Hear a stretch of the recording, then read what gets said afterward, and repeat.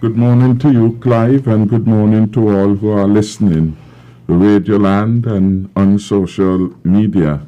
I want to thank the national community for paying attention to all issues related to COVID-19. COVID-19 is the most significant threat that the world has seen for this century, and there is no template as to how to manage this one. This one has left thousands, hundreds of thousands of persons dead, and therefore it is dangerously serious, and it means that all of us must pay attention and do what we can to ensure we protect ourselves, our families, our communities, and by extension, our country. This week is a significant week for us in this fight against COVID-19, in that we have seen the relaxation in the restrictions that we have imposed when we started somewhere around the 28th or so of March 2020 with the partial curfews and lockdown. For this week, we have had a relaxation on the restrictions on business, which has allowed many more persons to begin to restart their businesses and to offer services. This, of course, has meant that more people are able to go back in the workplace. And, of course, all these are conditioned on the employers abiding by the regulations which had been outlined in SR&O number 14. And now from today, we are dealing with SR&O number 15 of 2020. As we work to near normal, and none of us can envisage what the new normal will be, what we do know, that there are new modes now of engagement, new modes of doing business, and new opportunities have arisen even while we are still at a challenging place. But I want to start today on a note of commendation. Commendation to all the citizens and residents of St. Kitts and Nevis, because the fact that within the course of 1 month we can reach to a point where our health professionals and our National Emergency Operation Committee can say to the Cabinet, we believe that we can begin to do some relaxation consistent with the 6 criteria outlined by the World Health Organization is a good thing. And we are working as a government. We have set the aspirational goal that we certainly want to be the first to defeat COVID-19. We have set that as an aspirational goal. That, of course, will be somewhere in the future.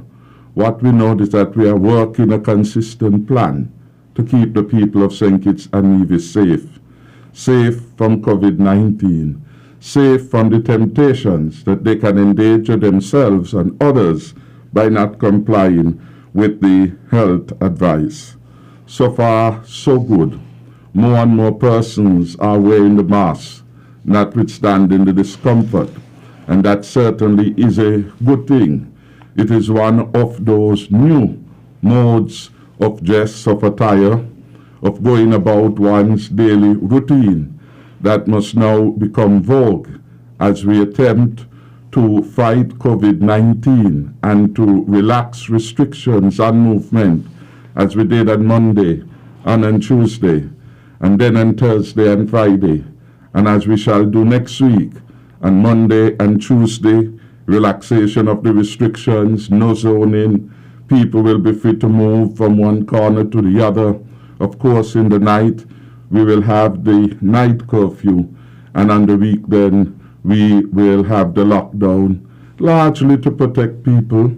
On the weekends are the times most people want to go to the beach.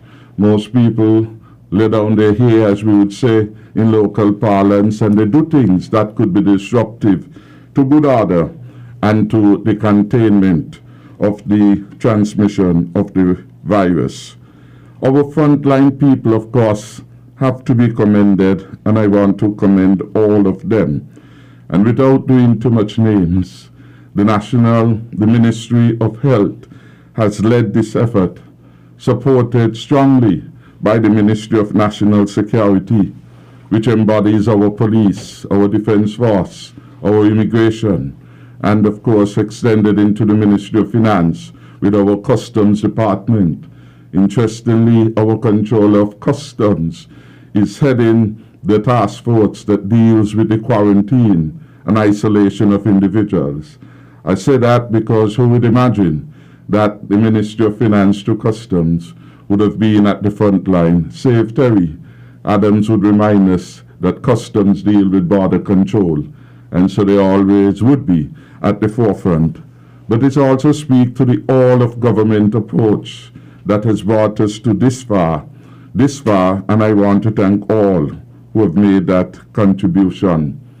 Our CMO, Dr. Hazel Laws, who have led the health emergency operations, has been really a godsend for the people of St. Kitts and Nevis. I don't think any other CMO would have been able to take us this far as she had in a cool, quiet, all-engaging and respectful manner.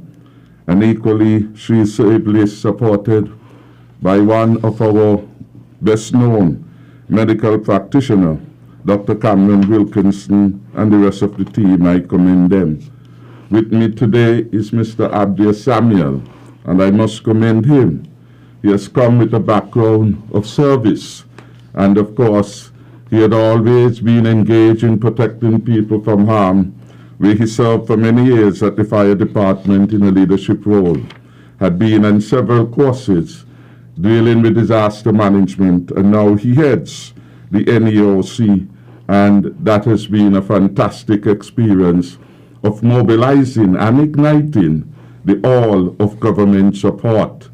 Beyond the government, within our National Emergency Operations Center, we have made provision for our church, our religious community, and I want to thank the leadership of the church for being real strong partner in this effort to keep our country safe, their church members safe, the society at large safe. In the NEOC, we have space, and we have special recognition for the Chamber of Industry and Commerce and all other associations, NGOs, who have partnered with us so far.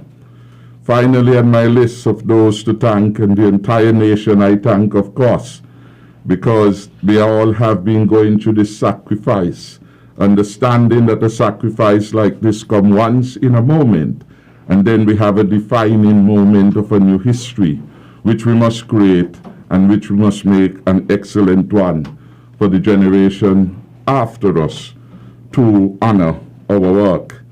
But I must mention His Excellency, the Governor General, Sir S.W. Tapley Seaton, for he has been a real bulwark of support, a reliable mentor and advisor to me in my capacity as Prime Minister and as head of the Cabinet. He has always been ready, willing, and able to proffer the right advice, the right counsel and support, and of course displaying at times the wisdom of Solomon. So, Your Excellency, today I commend you and thank you for your support to myself and the Cabinet at large. Whenever I've had reason, and in recent times it's been more regular than normal, to count upon you, you have never wavered in readily allowing me the courtesy of coming to see you and to give the necessary counsel and advice. The country is moving on, and the government is taking this very seriously. For us as a cabinet, we have determined that defeating COVID-19 is the single most important matter for the cabinet, and so all hands are on deck. We meet very regularly on matters to do with COVID-19, and I should say that the unity is strong and the cabinet is focused on this particular matter. The matter of overseas students have come up at a time when some persons with the luxury of time in their hand are wanting to create mischief. I want to make it absolutely clear that this government has been doing all that we humanly can to ensure that support is rendered We are getting the feedback. The support that we can render to our students, that support is being made available to them. I have outlined before that there is a three-pronged approach, one involving our diplomatic mission, which of course must be the first response point to our citizens who are located abroad. Principally, for those in the United States of America, Dr. Thelma Philip Bowd is on hand to serve, and she has been doing a good job. I've indicated that through her own instrumentality, we have been able to mobilize support to our students there, and that will continue. I've indicated that beyond that work, the government will provide support on a need basis to those students who make an application, and that a committee comprising principally the Permanent Secretary in Education, Mr. Hodge, and the Chief Personnel Officer, at this time Permanent Secretary Andrew Skerritt, is working in that particular role, given that the substantive holder is on sick leave.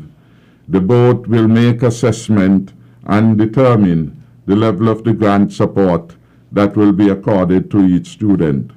There is a third prong of support, and that is there are students who have indicated that in order for them to complete their program, which in some case will run on, they would need additional support. The Development Bank is the most significant provider of student loans, and we've asked the bank to do the facilitation and to apply the moratorium, which is now in vogue in the commercial banking sector, to any loan that is to be made, and to make sure that it offers the most generous interest rate.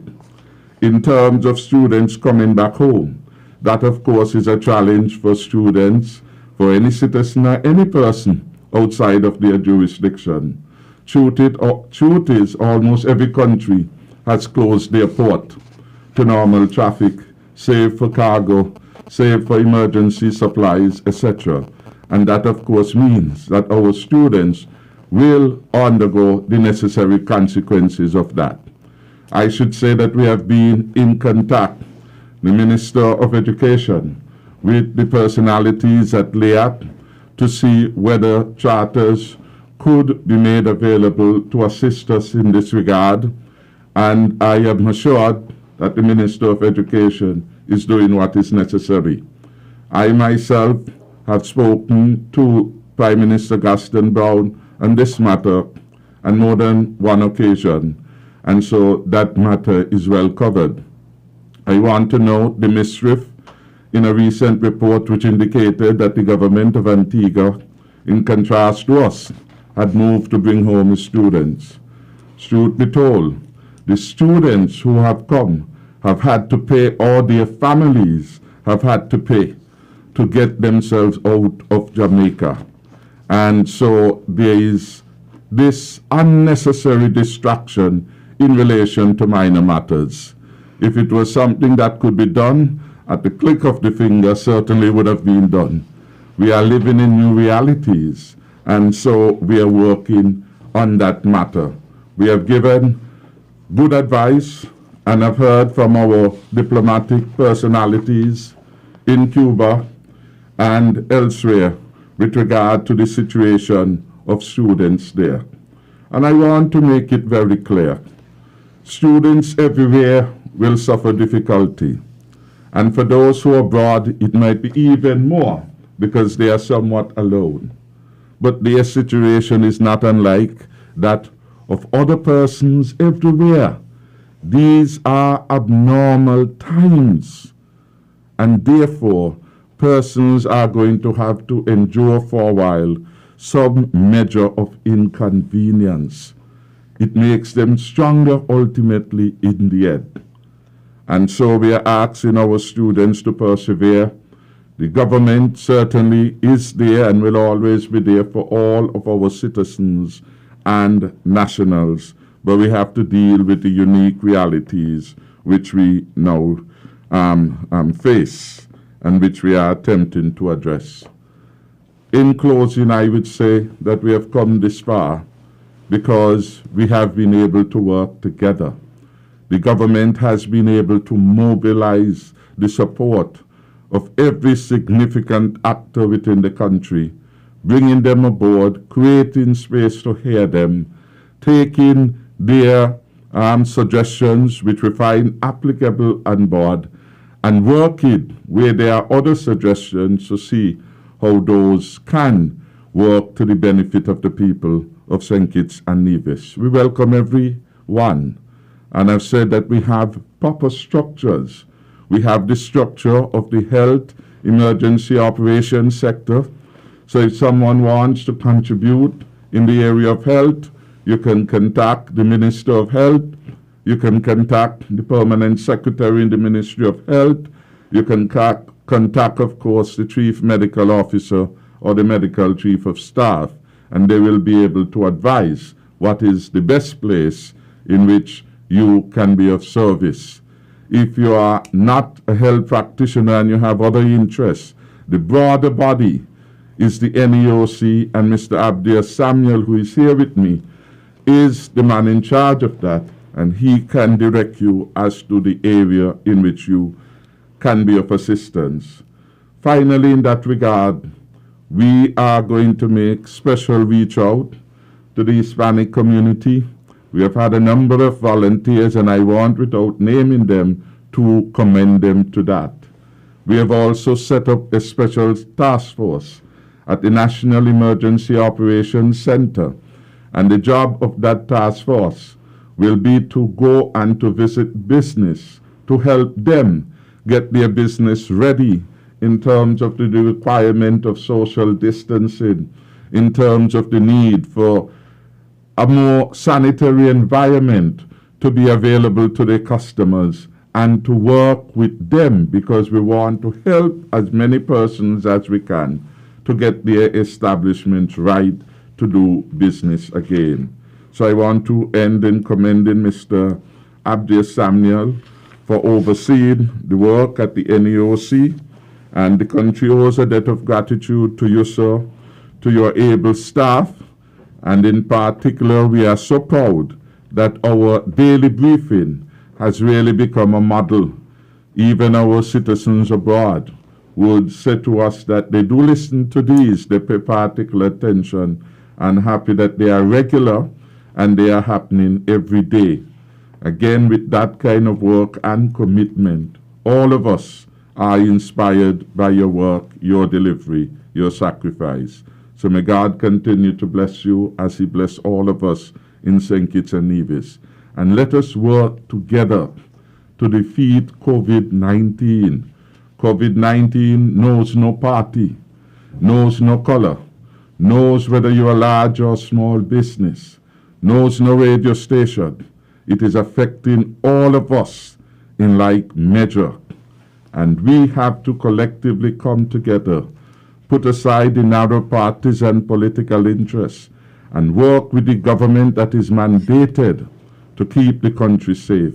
And so again, I welcome all and thank every citizen and resident for their support, their prayers, and their contribution.